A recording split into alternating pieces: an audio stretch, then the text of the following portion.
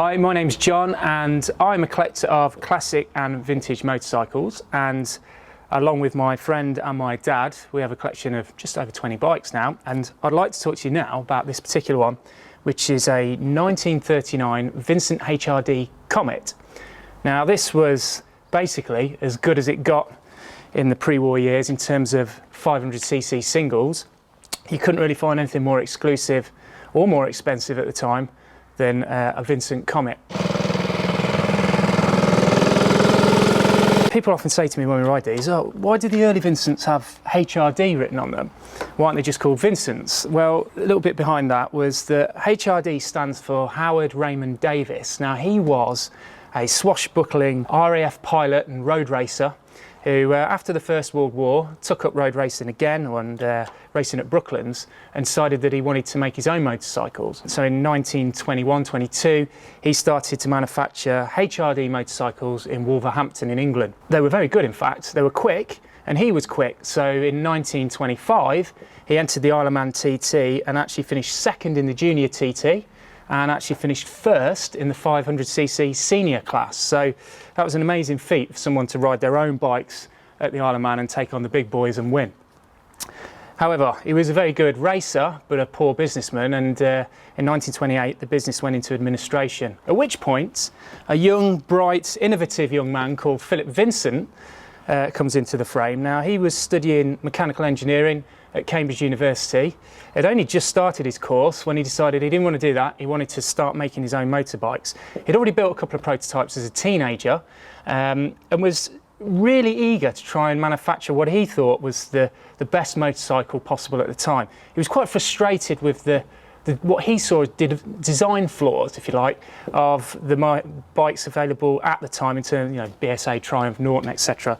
They were well made, some of them, but they were just, the design meant they weren't as good as they should be. So he persuaded his dad to lend him a few £100s, and he bought the rights to the name HRD. He also bought the machinery and the tools. He didn't get the factory, so he had to find one, and he set up down in Stevenage in Hertfordshire in England in 1928. A few years of developing a sprung frame model, which was quite unique at the time. Most bikes were rigid or hardtail at the time, but sales were slow and he struggled.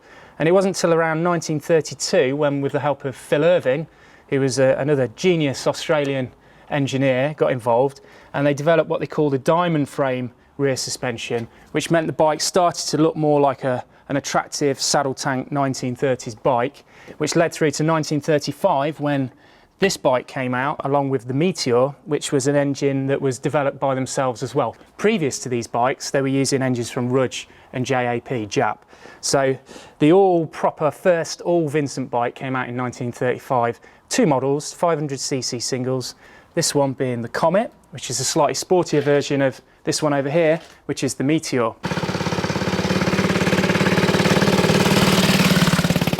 So both the Meteor and the Comet were pretty similar.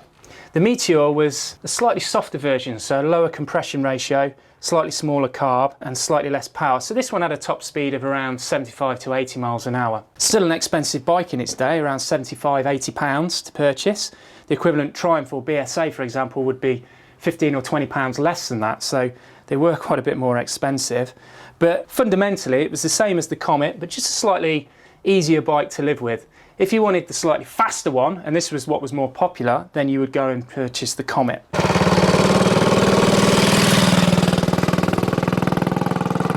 So what is it that makes Vincent's so special? Well, they were made in very small numbers really compared to the other manufacturers, pretty much built to order, bench built. They made only around 450 of these over a 4-year period and 250 of the Meteors. They were very high quality, and they had some very unique and innovative features, which sort of sums up the man that Phil Vincent was. He wanted to build the very best motorcycle he could, regardless of the cost, and in the end, regardless of whether he made any money. The main features on this bike that stand out are the dual brakes. So you have 2 drums at the front and 2 drums at the rear as well. That gives you better braking performance, but it also means that those drums are working less hard than if there was a single one. They're not going to get as hot, you're not going to get as much fatigue, and they're not going to wear as quick. So there's the durability point as well. It's actually in his brochure, in his marketing words, he says there's less chance of a skid, even though you've got more brakeability. Don't know how that works, but they're more progressive, let's say that. This bike's fitted with the standard sort of Brampton or girder forks that you'd see at the time. But the other key feature, which you won't see on any other bike, is the cantilever rear suspension. Phil Vincent was a massive proponent of the benefits of having a sprung rear frame. It just vastly improved the handling of the bike, made it safer to ride, and ultimately made it faster. This cantilever triangular rear frame, it works by just having one single pivot point, which is based on the back of the frame there, and then 2 spring boxes at the top there, which on the pre-war bikes are simply dampened by these friction dampers, which you can adjust to suit. There were other manufacturers that had tried various ideas of sprung rear frames, so he wasn't unique in that front, but nobody else did it with a single pivot point. The Bentley Draper frame on the Brough, the OK Supreme did things, OEC, New Imperial, but none of them really worked. This one did. This was so far ahead of its time. I mean, this design lasted from 1932 right up until Vincent finished in 1955, and they didn't change this setup at the rear other than fitting a hydraulic damper between the spring boxes. And in fact, none of the other manufacturers, British manufacturers, ever made a proper cantilever rear frame. It was only sort of Japanese guys and so on in the race bikes in the early 70s before you started to see that. And you know, Philip Vincent was doing this in 1932, so he was well ahead of the game.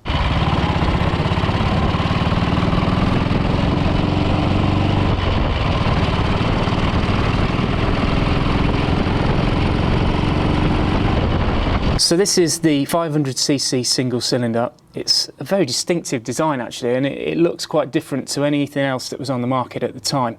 So it's a huge crankcase with the very high camshaft in it, which gives it this very distinctive appearance. Short push rods at the angle. There's no other engine that looks like it. It's instantly recognisable.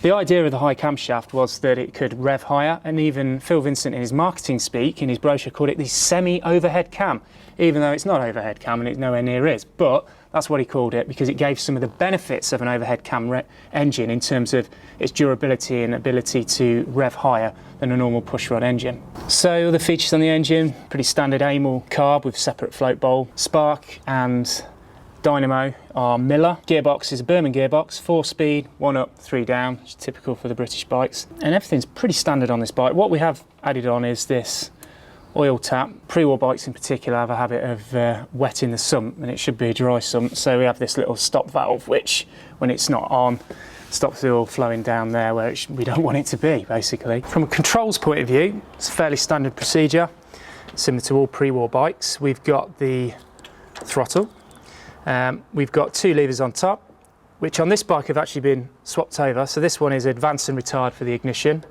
We'll have that retarded for when we start it up. And on this side we've got choke, closed and off. Levers, clutch lever, brake lever, and this additional small lever underneath, which is a valve release, which stops the engine, and also use that to get it in the right position when you want to kick it over. Speedometer, ammeter, control the lights here. And finally on top we've got a horn, and we've got a steering damper, which you can tighten and loosen as required. Right, so starting procedure. Fuel on, tickle the carb, make sure that the choke is got a bit of choke on. We're retarded on the ignition. We just kick the bike over, slowly edge it over compression, using the valve release lever as well. So it's on compression there, slightly over, lift her up, bit of throttle, big kick. Put the advance further forward, switch the choke off, and we're good to go.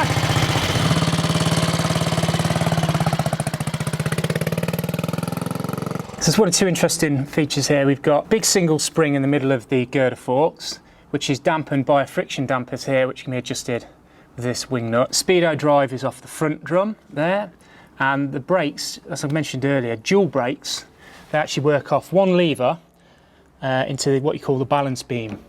So that operates both brake arms off one. Another small control feature of our gear change here, foot change, just has this small indicator on it which tells you when you're in neutral, so you don't accidentally release the clutch when you're in gear. There were various options available when you ordered your new Vincent back in the day. There's a few extras on this one which are worth pointing out. The most obvious is this tank. Now, that's quite a rare tank. This is what's called a TT replica tank. It's a larger capacity, sort of 4.5, 5 gallon tank. Also with the breather on top. This was added, we believe, just after the war, late 40s, early 50s, by a previous owner who did a little bit of amateur racing on this bike actually. So that's the reason it's got that on. This particular bike does come with its standard steel mudguards painted, but it does have the optional speedometer, and it also has the optional extra pillion seat pad on the back, which isn't just the pad, but this whole pivoted system which allows the passenger or pillion to feel the benefit of the rear suspension just as much as you do. Our Meteor over here has one or two extras as well. Speedometer, also has what's called the 8-day clock on it. This one comes with a Comet tank, which was the red maroon panels with the stainless bits on the side as well, stainless side panels. That was £1 extra. But the main difference on this one is these polished alloy guards, or duralumin Burma Bright guards, which again were an extra, lighter weight, added to the performance.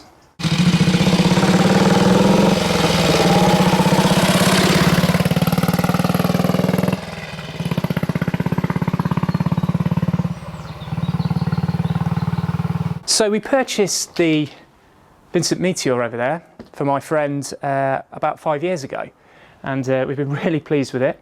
But last summer I received a call from Ben at Bonham's about a private client there who was looking to sell his Series A single, and further inquiries, went down to see the bike, and it was this particular one, and we just loved it as soon as we saw it. But what was really special and a massive coincidence was that this bike was made in exactly the same month as our Meteor. It left the factory at the same time, and it went to Kings of Oxford, the famous dealership there, in July 1939. So back in July 1939, there's a strong chance these two bikes were sat in the showroom at Kings of Oxford, and 80 years later, we've pulled them back together, which is fantastic. When we acquired the bike, it had been well ridden, mechanically very sound, it had been well looked after, but cosmetically was a little scruffy or had a lot of patina to it, which is good, but we wanted it a bit more shiny. So my dad and myself spent the winter stripping it right back, basically to its frame and engine, had all the chrome re-chromed, tinware painted, touched up the frame in places, reworked the hubs and wheels were rebuilt with new stainless rims, and just sort of brightened it up a bit. We didn't touch the tank, we didn't go overboard, because we still wanted it to look like an old bike, but we didn't want it to look like it was brand new. So it's sort of smart, but looks its age, which I think is the proper way to do it. Here you can see the bike stripped right back now. Gives you a chance to see the cantilever rear suspension with the two spring boxes underneath there with the little brass dampers that go around there to provide some damping. Obviously post-war bikes had a hydraulic damper, but at this point just running on the spring boxes, simpler setup, but still way ahead of its time. Now with the tank off as well, you really get to see the top of the engine. Oil feeds up to the valves, springs on top of the valves there. We're going to repaint the barrel, degrease that and tidy all that up. Repaint these sections, clean it up. So what is a Vincent like to ride? Is it that much different to its contemporaries? Well, yes and no. Performance-wise, it's strong, but there are others that are just the same, and it has the same level of torque and output.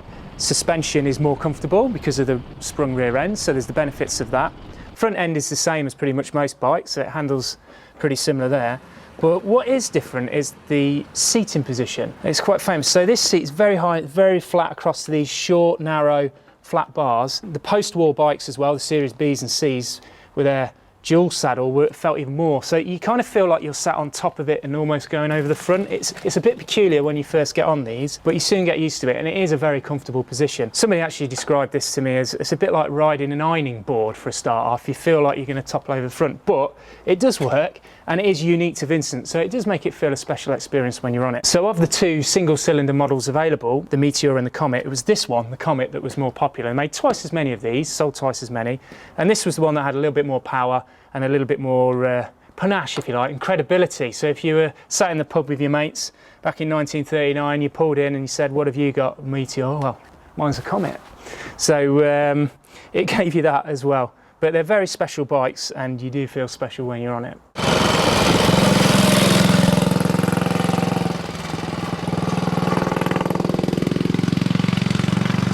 So when you acquire old bikes like this, it's really good to get under the skin of the history of the bike, the brand, and what makes them tick. So here we have an original pamphlet, sales pamphlet from 1938.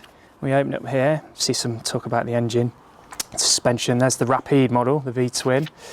Open it up there, and we have our two single cylinder models, the Meteor and the Comet.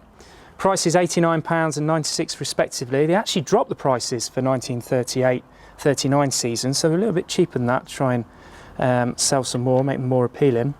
You can see here, Series A, semi-overhead cam model. Well, that was marketing talk for making it sound like it was a bit more exotic than it was. But what's interesting from here, you can see all the various extras and general classifications of the bike and specifications, and it just adds that extra information and interest that you can gain to really understand what it's about.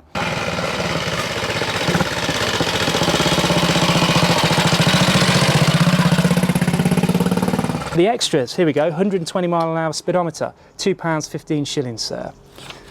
Other extras underneath here, 4-gallon petrol tank, £1.